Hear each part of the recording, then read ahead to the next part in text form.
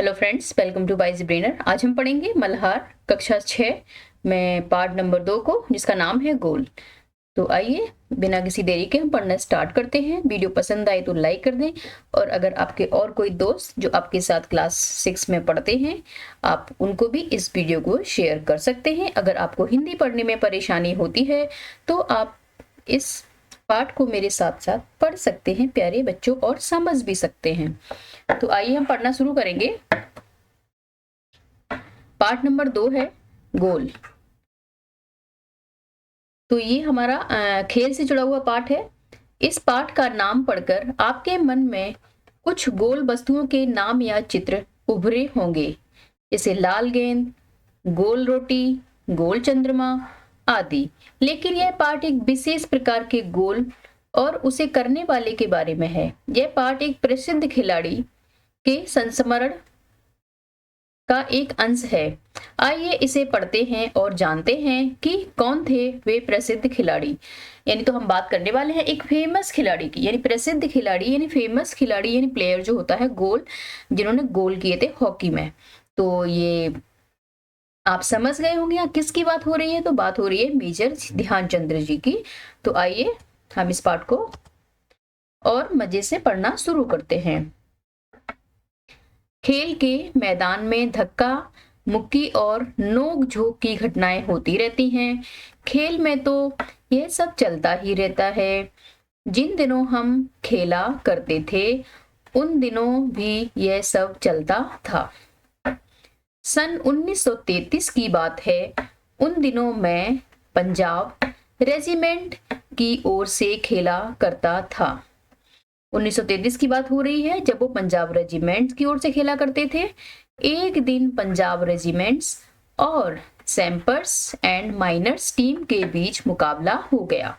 तो यहाँ दो टीमों की बात हो रही है, पंजाब रेजिमेंट्स और सैम्पर्स एंड माइनर्स टीम के बीच क्या हुआ है, कंपटीशन हुआ है, मुकाबला हो रहा है। माइनर्स टीम के खिलाड़ी मुझसे गेंद छीनने की कोशिश करते, लेकिन उनकी हर कोशिश बेकार हो जाती। इतने में एक खिलाड़ी ने गुस्से में आकर हॉकी स्टिक मेरे सिर पर दे मारी। मुझे मैदान से बाहर ले जाया गया।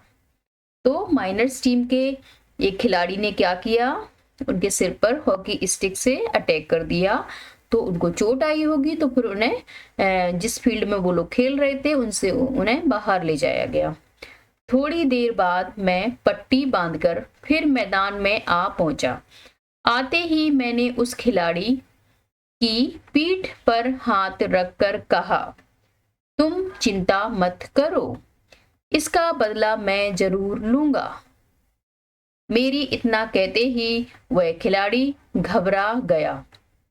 अब हर समय मुझे ही देखता रहता कि मैं कब उसके सिर पर हॉकी स्टिक मारने वाला हूं।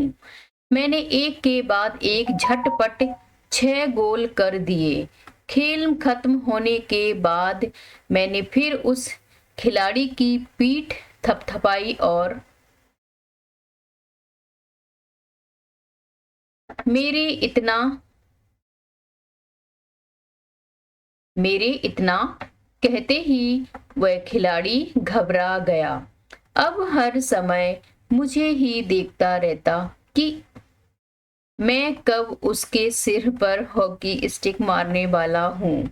तो यहाँ पर हमारे प्लेयर ने थोड़ा दिमाग का इस्तेमाल किया है, और उसने जब ये वाली बात उसके दिमाग में डाली कि मैं अपने बार का बदला जरूर लूंगा, तो जो खिलाड़ी था माइनस टीम का, वो अपने लक्ष्य से डाइवर्ट हो गया। उसका पूरा फोकस इस पर चला गया कि ये पता नहीं कब मुझे स्टिक मार दे, और वो सही से नहीं खेल पाया।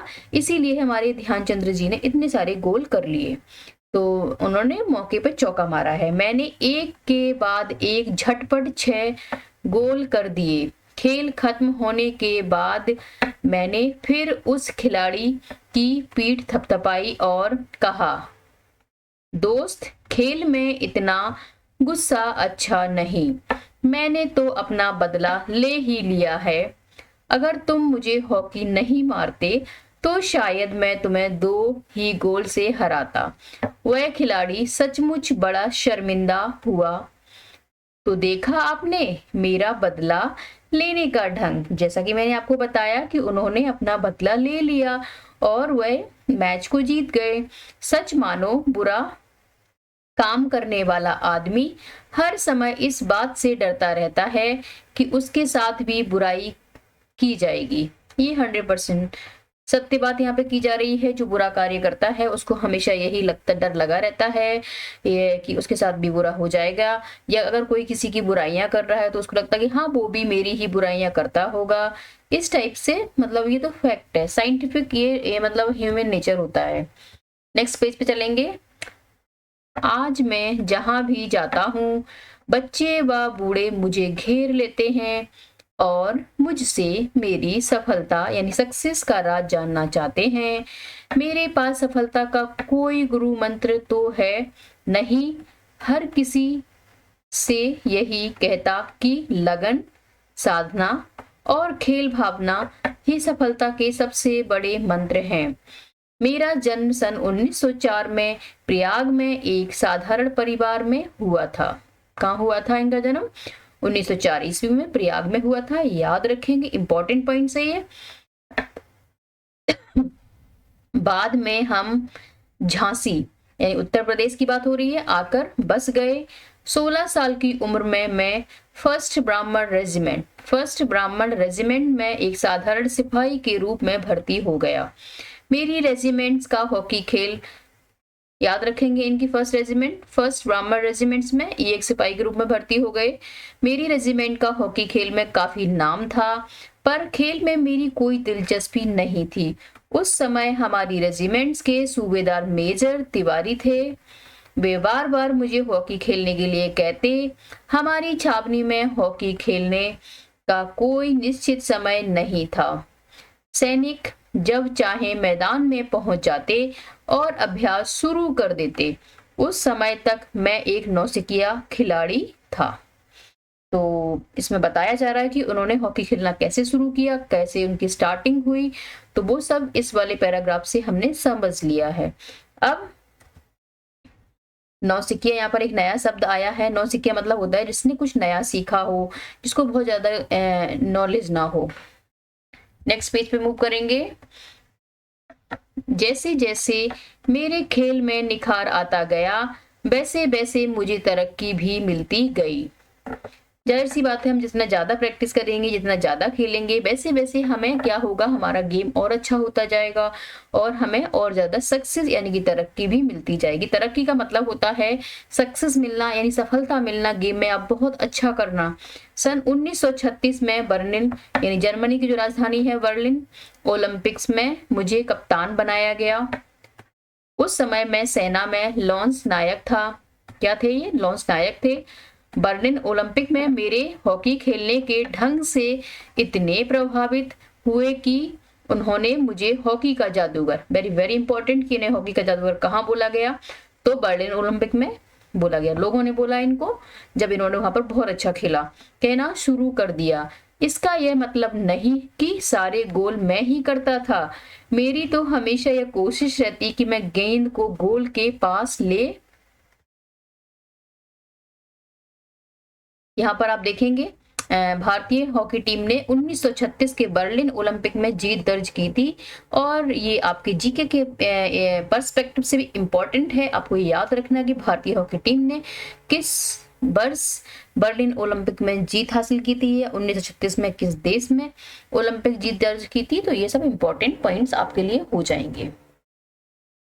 नेक्स्ट है जाकर अपने किसी साथी खिलाड़ी को दे दूं ताकि उसे गोल करने का श्रेय मिल जाए।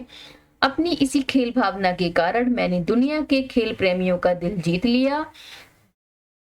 बर्लिन ओलंपिक में हमें स्वर्ण यानी कि गोल्ड मेडल मिला, स्वर्ण पदक मिला। खेलते समय मैं हमेशा इस बात का ध्यान रखता था कि हार या जीत मेरी नहीं बल्कि पूरे देश की हो। यहाँ पूरे कंट्री की बात हो रही है यानी कि इंडिया की बात हो रही है। वो हमेशा इस बात को ध्यान रखते थे कि जब वो खेलते थे तो वो सिर्फ अपने आप पर फोकस नहीं करते थे, वो पूरे देश को फोकस करते थे कि मैं सिर्फ मेरा ही नाम ना हो, मेरे इंडिया, मेरी कंट्री का नाम भी हो। मेजर ध्यानचंद, हम सबको ऐसा ही बनना चाहिए। इसीलिए हम आज इनके बारे में पढ़ रहे हैं क्योंकि वो इतने महान हैं। नेक्स्ट मूव करेंगे। अब हम जिन्होंने इस पाठ को लिखा है उनके बारे में थोड़ा सा जान लेते हैं।